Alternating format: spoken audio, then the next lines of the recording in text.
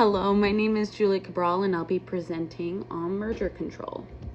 The next phase of merger control.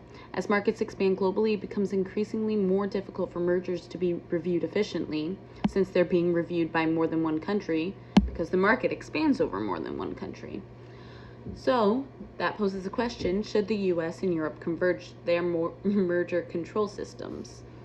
Or should there just be a global regimen for merger control?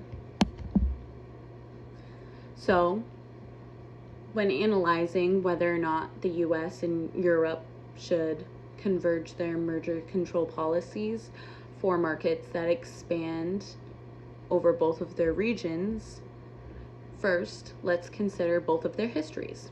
So the US merger control history began with the Sherman Act of 1890 and the Clayton Act of 1914. The Sherman Act of 1890 prohibited cartels and monopolies, while the Clayton Act of 1914 set up more extensive framework for merger control, prohibiting mergers between competitors that would lessen competition, for example. Policies quickly changed principles in the 50s, taking inspiration from Harvard School theories and increasing merger control radically, blocking almost all mergers without taking the consumers into consideration. Policies started to lighten as the Chicago School theories began to be used.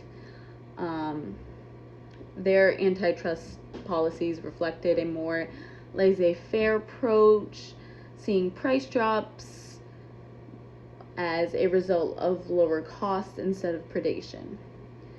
These policies encouraged a more efficient pro-competitive results. There was still little consideration for the consumer, though, until post-Chicago School era.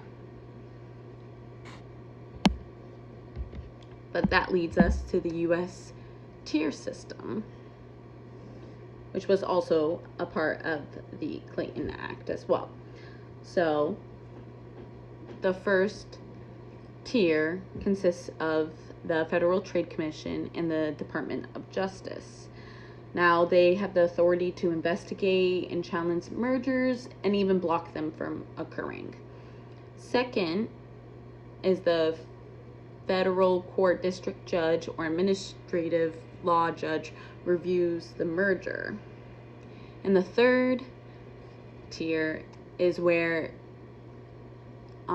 parties can decide to appeal the decision to the U.S. Court of Appeals and then later to the Supreme Court.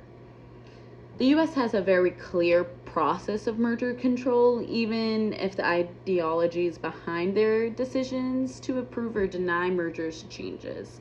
But the tier system stays the same, which, as we'll see in a minute, is very helpful when considering a Europe-US merger control convergence. But with the European merger control policies, they're a little newer, with the first region-wide policy regulation only being created in 1962 on cartels, and then more importantly, regulations on mergers, also known as the Merger Regulation of 1989. So they don't have much of a history as the US does because Europe already converged, the whole continent's countries in their policies. So their history is a bit newer. But they also conveniently have a tier system. Now they have a 2-tier, 4-stage system instead of a 3-tiered system.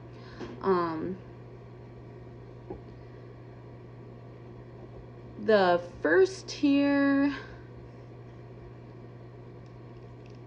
and the first stage is where the merger is first reviewed by the merger task force. The merger case then moves to the second stage, where the decision made by the merger task force is reviewed by the Directorate General for Competition and also by the commissioners. When the merger is reviewed by the commissioners, they decide either to deny the merger, clear it, or even just partially clear it. Then the merger case moves on to the second tier. Now, if monopolization has been proved, the commissioner will administer fines. Now, if the commissioner administers fines, then parties are likely to appeal this decision to the general court. So there's been a lot of similarities already, especially in the tier system, which is probably one of the most important factors to consider when thinking about converging the policies for because the structure is really important. The structure will stay the same even if ideologies change with a convergence. So that's a plus. Both regions allow competitors now to participate in some type of way and have their opinions be heard during open merger cases, which is actually pretty recent for both areas. Their laws are a little different, but the fact that they both agree now to let competitors have a voice seems important. The EU allows competitors to participate in a formal hearing where they can state their view, while the US allows competitors to gain access to documents relating to the merger case under review and then submit a less formal complaint to the Department of Justice or the Federal Trade Commissioner. So, also, sorry, I forgot the rest of the slide. Both the US and Europe have created guidelines with similar policies to prove a merger's efficiency by proving there's no alternative that's more competitive, because mergers are all about staying competitive, but not over competitive. Other antitrust policies that don't involve merger control but also promote the convergence is the leniency programs that both the EU and the US have. These leniency programs give companies who are under investigation the opportunity to apply for immunity from legal prosecution by self-reporting.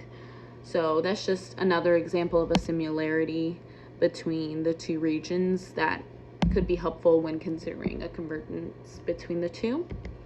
So then that leads us to think, why not have a global merger control authority, since markets are expanding globally, not just between the US and Europe? But there hasn't been many proof to support the idea of a global authority. Even though markets are moving global and mergers are occurring over many regions, there is a far less chance of a seamless convergence globally that doesn't support biased ideologies. Someone's going to have a greater voice when creating laws for a global antitrust department or whatnot. With an international court for global competition, there would be less room for innovation in policy and procedure, because there would no longer be many diverse antitrust systems to analyze when considering making changes to policies or changes to procedures of review for global cases. And then with little evidence to support as well, we just take that idea out. No global antitrust authority. There's just not enough evidence to support that. Like, there is evidence to support the US and EU convergence because of all the similarities in their systems already. Having numerous systems combined, it would just be a mess and take a long time. And even though we might move that way in the future, for now, I think a good first step is a convergence between the US and the EU, just because the markets are expanding more towards Europe and the US than they are to other regions of the world. And even in the markets that do expand that way, there's just very little similarities between the antitrust laws that are already in place. So, yeah. So in conclusion, the US and Europe should converge their merger control policies to review cross-border mergers more efficiently. And then I have some references, but can't even see them. So have a great night.